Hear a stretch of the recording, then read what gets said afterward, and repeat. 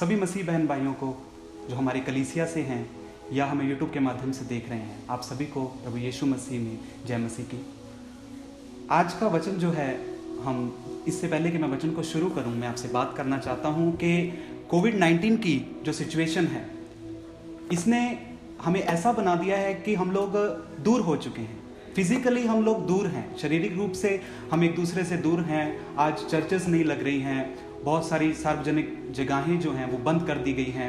लोग उस रीति से इकट्ठा नहीं हो पा रहे जैसे पहले होते थे। लेकिन इसका सबसे बड़ा बेनिफिट जो है, इसका सबसे बड़ा फ़ायदा जो है वो ये है कि आज लोग अपने आप को घरों में आइसोलेट करके प्रभु के साथ समय बिता सकते हैं। हमारी सरकारों ने जो है आइसोलेट नहीं किया हमको, किसी शख्स ने या कोरोना वायरस ने हमको आइसोलेट नहीं किया, बल्कि हमें आइसोलेट हमारे परमेश्वर ने किया है, ताकि हम जब ये कहते रहते हैं कि हमारे पास समय नहीं है, हमारे पास समय नहीं है, हमारे पास बाइबल पढ़ने का समय नहीं है, हमारे पास प्रार्थना करने का समय नहीं मिलता, तो अभी हमारे पास समय ही समय है कि हम अपने खुदा के साथ अपने समय को व्यतीत करें। और ये कोविड-19 की सिचुएशन जो है, कई लोगों के लिए एक फ़ायदा बनकर आई है कि वो प्रभु में बढ़ते चले जा रहे हैं और अपने वरदानों को, अपने गिफ्ट्स को मैनिफेस्ट कर रहे हैं, प्रगटीकरण उन सारी चीज़ों का कर रहे हैं। लेकिन बहुत सारे लोग ऐसे हैं जो पहले थके हुए थे प्रभु में, जो दुआ प्रार्थना कुछ भी नहीं करते थे, कोई प्रार्थना नहीं करते थे, लेकिन अब वो बिल्कुल डाउन हो चुके हैं। आप सभी बहनों भाइयों से मेरी यही सलाह है, जो चाहे हमारी कलीसिया के लोग हैं, हम आपसे दूर हैं, लेकिन फिर भी आप लोग प्रभु के वचन को पहला स्थान दीजिए। ये समय है कि हम लोग प्रभु के वचन को सबसे ज़्यादा पढ़ें, प्रभु के वचन के बारे में हम जानें। प्रभु के वचन में लिखा है कि मेरी प्रजा ज्ञान की कमी के कारण ही नाश हो रही है। ज्ञान नहीं होता तो हम लोग जो है अपने मंसूबे बना लेते हैं, अपने मन से चीज़ों को करते हैं, लेकिन ये सही नहीं है। आज उन सभी लोगों के लिए समय है कि वो फिर से अपने तौबा किए हुए दिन को याद करें कि मैंने जिस दिन तौबा की थी, मैं क्या सोचता था, मैंने क्या सोचा, क्या मैंने वादा किया परमेश्वर से, लेकिन आज थक चुके हैं, बैठे हैं अपने घरों में और सुस्त हो चुकी है उनकी लाइफ। आज उन सभी के लिए मैं प्रभु के संदेश में से कुछ बोलना चाहता हूँ, लेकिन उससे पहले मैं आपसे यही बात कहना चाहता हूँ कि अपने आप को आइसोलेट आपने किया हुआ है। अगर आप घरों में हैं, चिंता मत कीजिए कि घर कैसे चलेगा, चिंता मत कीजिए कि खाएंगे कैसे, क्या पहनेंगे, क्या पिएंगे। सारी चीज़ों का बंदोबस्त जो है वो परमेश्वर करने वाला है।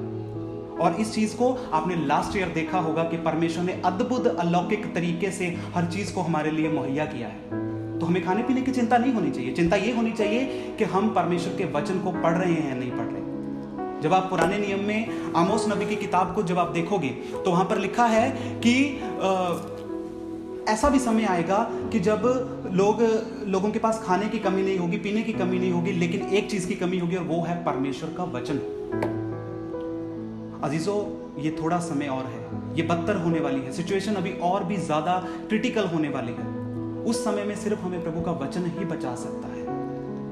आप लोग घरों में बैठिए, पढ़िए वचन को। आपको नहीं समझ में आता, अपने पास्टर से पूछिए, अपने अगुआ से पूछिए। चाहे आप हमारी कलीसिया के लोग हैं, चाहे आप हमें बाहर से सुन रहे हैं, आप अपने अगुआ से पूछिए, ताकि आपके अगुआ को भी इस बात का यकीन हो कि चाहे मैं इनके पास हूं, चाहे मैं इनके पास नहीं हूं, ये वचन को पढ़ते हैं, क्योंकि वचन ही हमारे जीवन का मूल आधार है। और वो लोग जो वचन को नहीं पढ़ रहे या आज अपने आप को ये समझते हैं कि हमने बहुत सारा वचन पढ़ लिया, हमको बहुत सारा प्रभु के बारे में मालूम है, मैं आज उनके लिए वचन लेकर आया हूं, बल्कि ये सबके लिए है। ये सबसे पहले मेरे लिए है, उसके बाद आपके लिए है जो सुन पा रहे हैं। सो मैं ज़्यादा टाइम को ज़ाया ना करते हुए हम बाइबल को खोलेंगे, अपने जहाँ पर जिस भी स्थान पर आप हैं अपनी बाइबल को आप खोलें और हम निकालेंगे लूका रचित सुसमाचार उसका 21 अध्याय, लूका रचित सुसमाचार उसका 21 अध्याय और उसके 34, 35 और 36 वचन को मैं आपके लिए पढ़ना चाहूंगा, इसलिए प्लीज जरा ध्यान से सुनिएगा। इसीलिए सावधान रहो, ऐसा न हो कि तुम्हारे मन खुमार और मतवालेपन और इस जीवन की चिंताओं से सुस्त हो जाएं और वह दिन तुम पर फंदे के समान अचानक आ पड़े, क्योंकि वह सारी पृथ्वी के सब रहने वालों पर इसी प्रकार आ पड़ेगा। इसीलिए जागते रहो और हर समय प्रार्थना करते रहो कि तुम इन सब आने वाली घटनाओं से बचने और मनुष्य के पुत्र के सामने खड़े होने के योग्य बनो। प्रभु अपने वचन के पढ़े सुने जाने पर उसकी आशीष हो, आमीन। ये वचन देखिए, ये यीशु मसीह ने अपने चेलों से कहे और ये वो समय है लूका रचित सुसमाचार में, जब हम 21, 22, 23 और 24 अध्याय को जब हम ध्यान से पढ़ते हैं, ये 21वें अध्याय का 34वां वचन ये सबसे महत्वपूर्ण वचन है जो उसने अपने चेलों से कहा।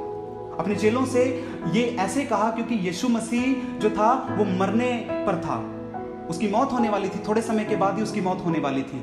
और जब भी कोई भी इंसान मरने वाला होता है, जब वो अपनी मृत्यु शैया पर होता है, अपने डेथ बेड पर होता है, तो वो हमेशा अपने जीवन की सबसे महत्वपूर्ण बात करेगा, सबसे जरूरी बात वो अपने मृत्यु के दिन करेगा। वो ये नहीं पूछेगा कि आज भिंडी कितने रुपए किलो थी, वो ये नहीं पूछेगा कि आज इंडिया पाकिस्तान में कौन सा मैच किसने जीता या किसने हारा, वो ये चीज नहीं करेगा। वो अपने जीवन की सबसे जरूरी बात करेगा। इवन हमारे जो बुजुर्ग होते हैं, जब वो हमें छोड़कर चले जाते हैं तो वो मरने से पहले कुछ ना कुछ जरूरी बात हमसे कह के जाते हैं कि ये जगह पर जो है हमारे घर में खजाना गड़ा हुआ है, तो ये खजाना तुम निकाल लेना।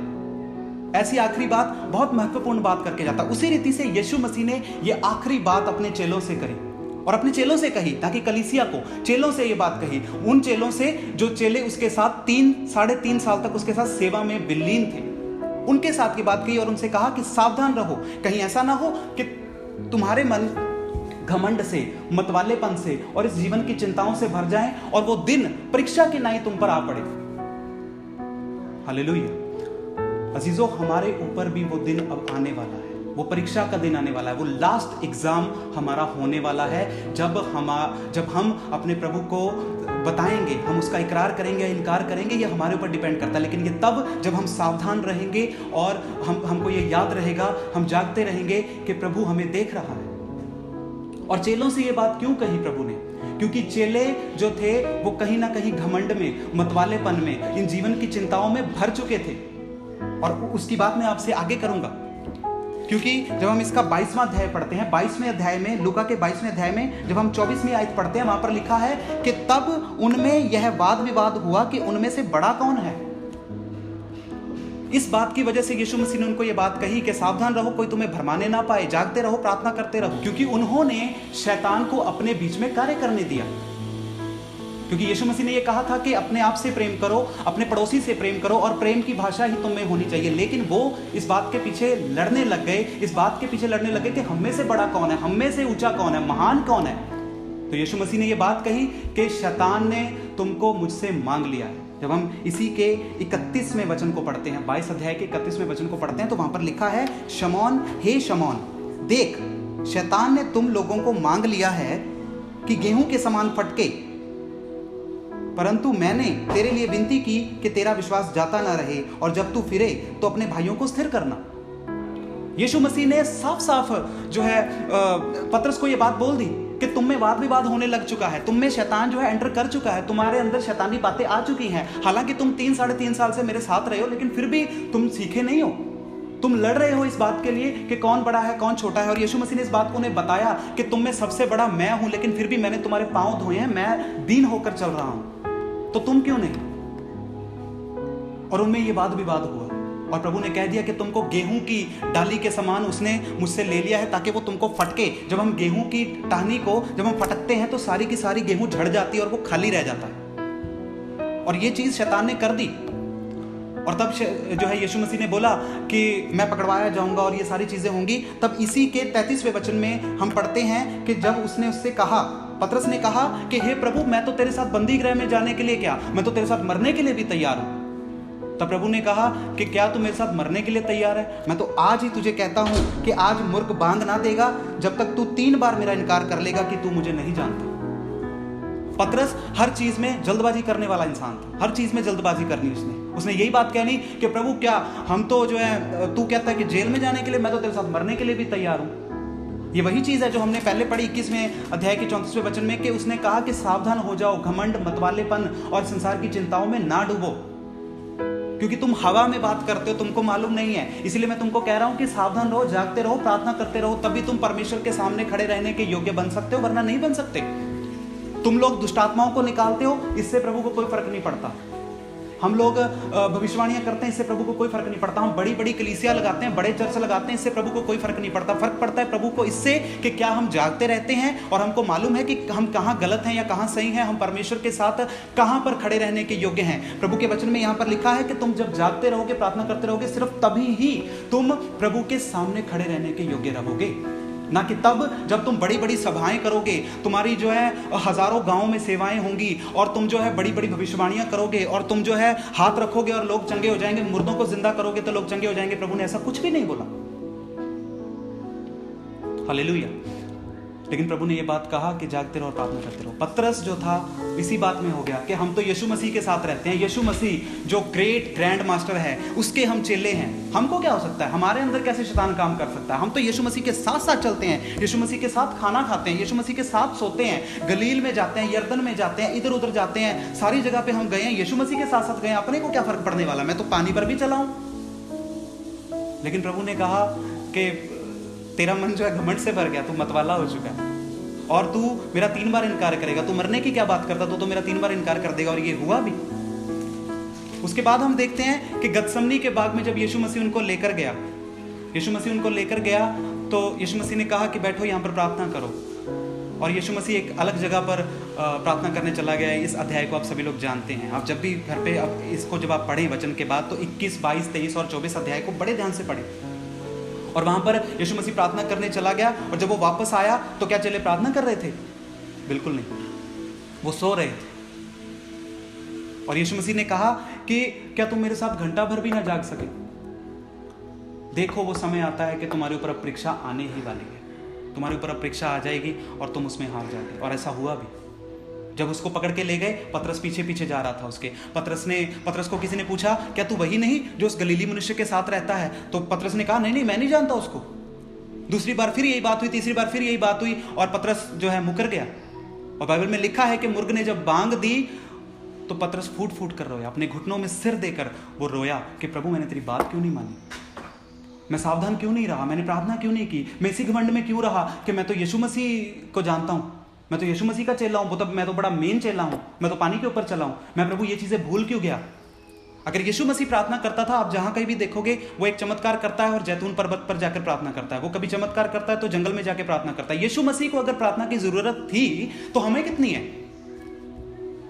और हम लोग बिल्कुल पतरस के जैसे हैं। हम ये सोचते हैं कि हमारे अगुआ जो हमें सिखाते हैं, हम उन्हीं के कांधे पे चढ़कर और जो है स्वर्ग चले जाएंगे। ऐसा नहीं होगा।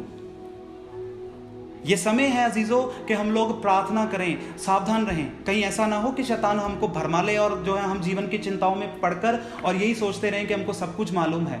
सावधान रहना और प्रार्थना करना सबसे ज्यादा जरूरी है। और पतरस के साथ यही हुआ।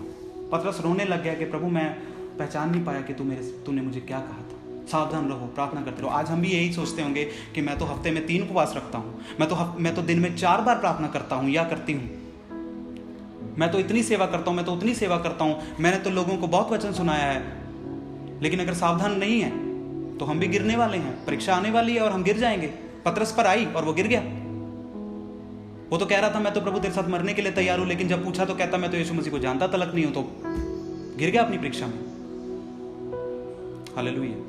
अजीजों, कहीं ये दिन हमारे ऊपर ना आए। लेकिन फिर भी जो है प्रभु ने उसे एक बात कही कि मैंने तेरे लिए प्रार्थना की है, कहीं ये ना हो कि तेरा विश्वास जाता रहे। और यूहन्ना की इंजील के बिल्कुल अंत में आकर प्रभु उसे गले लगाता है, वापस उसको बोलता है, उससे 3 बार इकरार करवाता है कि क्या पतरस तुम मुझसे प्रेम रखता है? और वो कहता है कि मैं हाँ प्रभु तुझसे प्रेम रखता हूँ। और तब जो है जब हम प्रेरितों के काम को जब हम पढ़ते हैं तो उसके शुरुआत में ही पतरस जब पवित्र आत्मा से भरता है तो वो पतरस ही है जो सबसे पहले जिसने प्रचार शुरू किया। सबसे पहले उसने प्रचार शुरू किया और 3000 लोगों ने विश्वास किया। दूसरे दिन उसने प्रचार शुरू किया तो 5000 लोगों ने विश्वास किया। बाइबल में लिखा है कि जब वो चलता भी था तो उसकी परछाई से लोग चंगे हो जाते थे। वो पतरस जिसने इनकार किया, लेकिन जब वो पहचान गया कि प्रार्थना करने का और वचन को पढ़ने का मूल्य क्या है, सावधान रहने का मूल्य क्या है, तो वो एक अच्छे उभरते हुए चेले की नाई, एक यीशु मसीह से भी बढ़कर उसने जो है चीज़ों को किया। क्योंकि प्रभु ने कहा कि तुम मुझसे भी बड़े कार्य करोगे, और ऐसा हुआ भी। अजीजों, आज हम कहीं मतवाले तो नहीं हो गए, घमंड से तो नहीं भर गए, या जीवन की चिंताओं ने हमें लेकर तो नहीं बैठ गई। वो हम अपने घरों में बैठकर सोचते हैं कि ये कैसे होगा, वो कैसे होगा, कैसे खाएंगे, ये चीज़ें सोचने का समय नहीं है अजीजों। अभी आने वाला समय ऐसा है कि हमसे वचन छीन लिया जाएगा। इस पाक पवित्र वचन को जिसको हम पढ़ते हैं, ये आज हमारे पास है, जिसके ऊपर जो घर के कोने में पड़ा रहता है, इस पर मिट्टी चढ़ी रहती है, जिसे हम पढ़ते हैं और पता नहीं पढ़ते भी हैं या नहीं पढ़ते। हम लोग इतने लिमिटेड ज्ञान के साथ प्रभु के राज्य में प्रवेश नहीं कर पाएंगे। ज्ञान चाहे थोड़ा रखें, लेकिन उस पर अमल करना सीखें। अपने घर में हम लोग इस समय कैद हैं और ये प्रभु की योजना है। आने वाला समय बहुत बुरा है, बदतर है। हम नहीं जानते कि हमारा आखिरी दिन कौन सा है, या मैं जो उपदेश दे रहा हूँ मुझे नहीं मालूम कि मेरा आखिरी दिन आज ही है या मेरा ये आखिरी प्रचार है, मुझे नहीं मालूम। लेकिन हमें जो चीज़ें याद रखनी है वो ये है कि हमें सावधान रहना है और प्रार्थना करते रहना है। जो भी आप प्रभु में करते हो, दो चीज़ें होती हैं, हमेशा दो कार्य करने होते हैं। पहला कार्य ये कि हमारा जीवन परमेश्वर को समर्पित हो, और दूसरा कार्य ये कि जो भी काम हम करते हैं प्रभु को तब समर्पित होते हैं। अगर हमारा जीवन प्रभु को स्वीकार नहीं है, अगर हमारे जीवन से प्रभु को अच्छा नहीं लगता, जब वो हमारे जीवन को देखता है उसको घृणा आती है, तो फिर चाहे हम बड़े बड़े दान पुण्य क्यों ना कर लें, बड़ी बड़ी चीज़ों में अपने आप को माहिर क्यों ना कर लें, हम कुछ नहीं कर पाएंगे। सेकेंडरी थिंग्स जो हैं, जो दूसरे काम हैं, वो सभी के सभी छोटे हैं। पहला काम ये है कि क्या प्रभु हमें पसंद करता है या नहीं करता। आप लोग अपने घरों में बैठे हैं, मैं फिर से आपसे ये बात कहना चाहता हूँ कि आने वाला समय ऐसा है कि आपसे वचन छीन लिया जाएगा। और ये बाइबल में दर्ज हैं ये बातें कि जब आपसे बाइबल छीन ली जाएगी, आपका ये प्रभु का वचन छीन लिया जाएगा, तब कोई भी अगुआ आपको नहीं मिलेगा, कोई भी ऐसा भाई बहन बंधु नहीं मिलेगा, कोई यूट्यूब पर प्रचार करने वाला नहीं मिलेगा कि आपको जो है वो सिखा दे, बता दे। लेकिन आज ये समय है कि हम लोग खुद ही सीख लें। इसीलिए जो है प्रभु ने अपने चेलों से ये बात कही, और चेलों से ये बात कही और कहा कि तुमको कोई भरमा ना ले, तुमको कोई जो है अपनी इन चीज़ों में शैतान तुम्हारे अंदर काम ना कर जाए। और शैतान उनके अंदर काम कर गया क्योंकि उन्होंने प्रभु के वचन को अपने दिल में स्थान नहीं दिया, अपने मस्तिष्क में स्थान दिया, अपने दिमाग में स्थान दिया। दिमाग से तो हम बहुत सारी कोट्स बोल सकते हैं, बाइबल जो है पूरी बोल देते हैं। भजन संहिता 1 भी पढ़ देंगे, 23 भी पढ़ देंगे, भजन संहिता 121 भी पढ़ देंगे और बिना देखे पढ़ देंगे। ये चीज़ें हमारे अंदर हैं और शुरू से लेकर आज तक हैं। अगर मैं आज भी आधी वर्ष बोलूँ तो आधी आप लोग बोल दोगे। इतना ज़्यादा हम प्रभु के वचन से भरे हुए हैं, लेकिन क्या उस पर चल भी रहे हैं या नहीं, सावधान है या नहीं है, प्रार्थना करते रहते हैं या नहीं करते रहते, या फिर ऐसे चली जा रहा है जैसे चलता जा रहा था वैसे का वैसे। ऐसे करके अजीजों हम एक फुटबॉल बन जाते हैं। फुटबॉल, कौन सी फुटबॉल के शैतान के पैरों में रहती है, और वो फिर हमसे खेलता है और कुछ नहीं करता। वो इधर से किक करता है और उधर से किक करता है और कुछ नहीं करता, और हम लोग उसके झांसे में पड़े रहते हैं। हम यही कहते हैं कि मेरा प्रार्थना करने को दिल नहीं करता, मेरा बाइबल पढ़ने को दिल नहीं करता। वो क्यों नहीं करता? क्योंकि छोटी बातों में हम लोग वफादार नहीं हैं, इसीलिए हमारा दिल नहीं करता चीज़ों को करने का। तो चीज़ों में फिर से विनती करना चाहूँगा और आप सभी के लिए एक बार फिर से इसी आयत को मैं पढ़ना चाहूँगा, लूका का 21वां अध्याय उसका 34वां वचन। इसीलिए सावधान रहो, ऐसा ना हो कि तुम्हारे मन खुमार और मतवालेपन और इस जीवन की चिंताओं से सुस्त हो जाएं और वह तुम पर फंदे की समान अचानक आ पड़े, क्योंकि वह सारी पृथ्वी के सब रहने वालों पर इसी प्रकार आ पड़ेगा। इसलिए जागते रहो और हर समय प्रार्थना करते रहो कि तुम इन सब आने वाली घटनाओं से बचने और मनुष्य के पुत्र के सामने खड़े होने के योग्य बने। प्रभु के सामने खड़े रहने के योग्य हम सिर्फ तभी बन सकते हैं जब हम सावधान रहेंगे और प्रार्थना करेंगे। अगर हम दोनों चीज़ें नहीं कर रहे हैं तो फिर जो भी कर रहे हैं वो सब ज़ीरो है, हम कुछ भी नहीं कर पा रहे। आखिरी बात बोलूँगा, उसके बाद मैं समाप्ति की ओर चलूँगा कि हमें उस हृदय को जो प्रभु हमें देता है, उस हृदय को अपने अंदर समाना है। जब हम उस हृदय को रखेंगे हम तभी प्रेम कर पाएंगे। अगर हम उस हृदय को रखेंगे हम तभी दूसरे को प्यार कर पाएंगे, दूसरे की भलाई सोच पाएंगे, अपने से बढ़कर दूसरे का सोच पाएंगे। जब तक हम दिमाग से चलेंगे हम किसी का भी नहीं सोच पाएंगे, हम अपना भी नुकसान करेंगे, दूसरे का भी नुकसान ही होगा। लेकिन दिल से चीज़ों को करें, दिल में प्रभु के वचन को स्थान दें, प्रभु को कहें कि प्रभु मेरा हृदय जो पत्थर का है उसे निकाल दे और उसे मांस का बना दे, तब हम प्रभु की बातों को पूरा कर पाएंगे। सो मैं धन्यवाद करता हूँ कि आप सभी ने अपने समय में से समय निकालकर हमें सुना। जल्द ही हम मिलेंगे, चर्चेज में इकट्ठा होंगे और फिर से संगतियाँ लगेंगी। लेकिन अगर हम ना भी इकट्ठा हुए तो प्रार्थना करनी मत छोड़ें, क्योंकि हमें नहीं पता कि ये लॉकडाउन कितनी देर और चलने वाला है। हम अकेले रह जाएंगे तो फिर हमें कोई सिखाने वाला नहीं है, लेकिन अभी पाक रूह खुदा का पवित्र आत्मा हमें सिखाने वाला है। तो सबको जय मसीह की। आप सभी का धन्यवाद। स्वस्थ रहिए, एक दूसरे के लिए प्रार्थना करते रहिए। जब भी बाहर निकले मास्क के साथ निकले, अपनी भी सेफ्टी रखें, दूसरों की भी सेफ्टी रखें। सबको जय मसीह की।